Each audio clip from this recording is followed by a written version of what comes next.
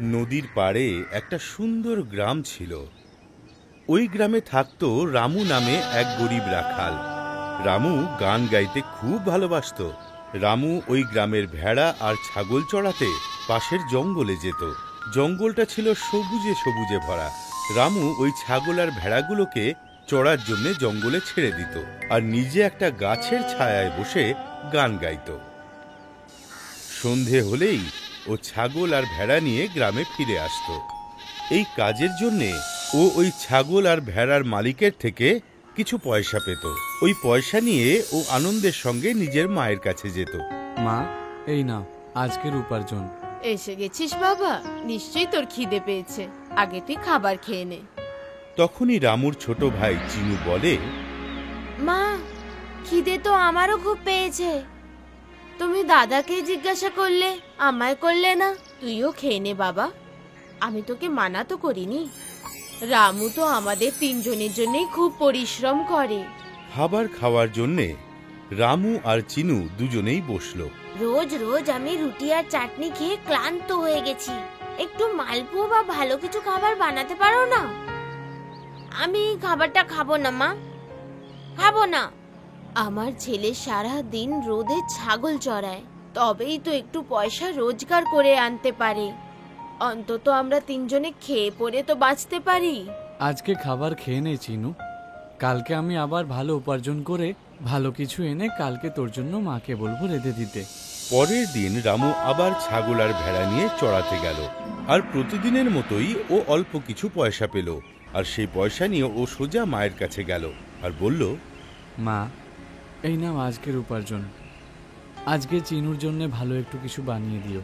বাবা রামু, এই পয়সায় শুধুমাত্র ঘর খরচাটুকুই চলে। বানিয়ে দাও মা। ঠিক আছে।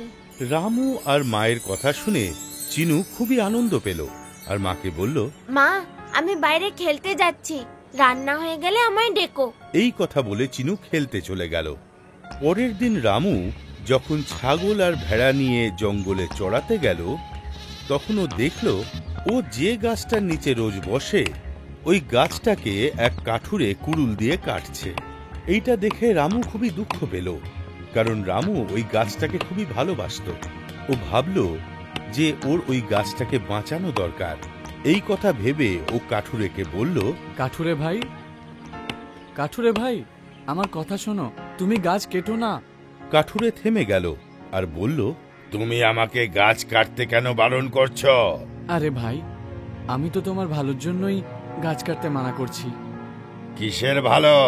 অনেক বছর আগে একজন ঋষি এক পেত্নীকে অভিশাপ দিয়েছিল, আর ওই পেত্নীটা এই গাছেই বাস করা শুরু করলো। আর যখনই কেউ এই গাছটাকে ছোঁয় আর কাটার জন্য চেষ্টা করে, তখনই ওই দুষ্টু পেত্নীটা তাদেরকে ঘাড় মুটকে মেরে দেয়। নিজের জীবন যদি বাঁচাতে চাও তাহলে এক্ষুনি এখান থেকে পালিয়ে যাও। ওই পেত্নীটা যদি চলে আসে তাহলে ও তোমাকে মেরে ফেলবে। রামুর কথা শুনে ওই কাঠুরে নিজের প্রাণ বাঁচানোর জন্য ওখান থেকে পালিয়ে গেল। তখনই ওই গাছের আত্মা প্রকট হল। আমার প্রাণ বাঁচানোর জন্য অনেক ধন্যবাদ রামু, তুমি খুবই ভালো মানুষ। তোমার ভালো কাজ দেখে খুশি হয়ে আমি তোমায় একটা উপহার দেব। গাছ ওকে একটা ঘন্টা উপহার দিল। ওই ঘন্টাটা দেখে রামু হেসে বলল, এই ঘন্টাটা আমার কি কাজে লাগবে? এটা কোনো সাধারণ ঘন্টা নয়, এটা হলো জাদু ঘন্টা।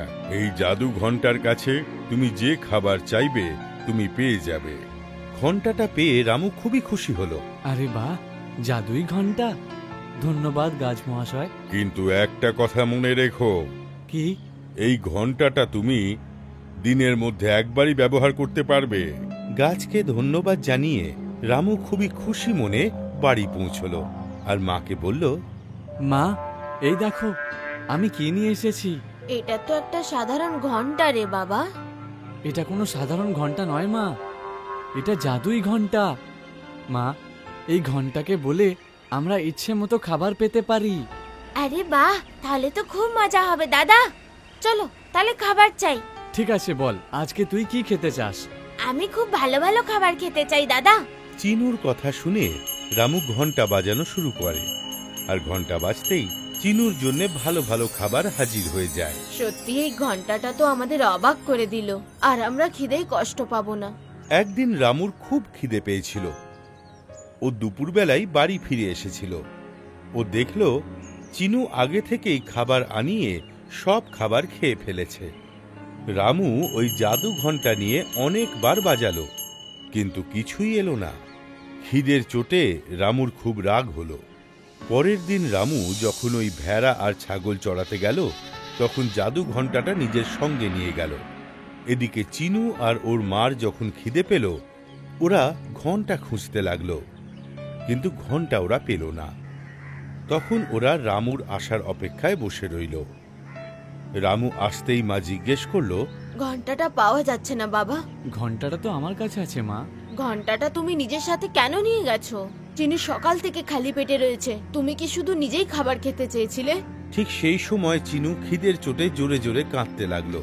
এইসব দেখে রামুর নিজের কাজের জন্য অনুশোচনা হলো, আর ও বলল, আমার ক্ষমা করে দাও মা, আমার ভুল হয়ে গেছে। আমি স্বার্থপর হয়ে গিয়েছিলাম।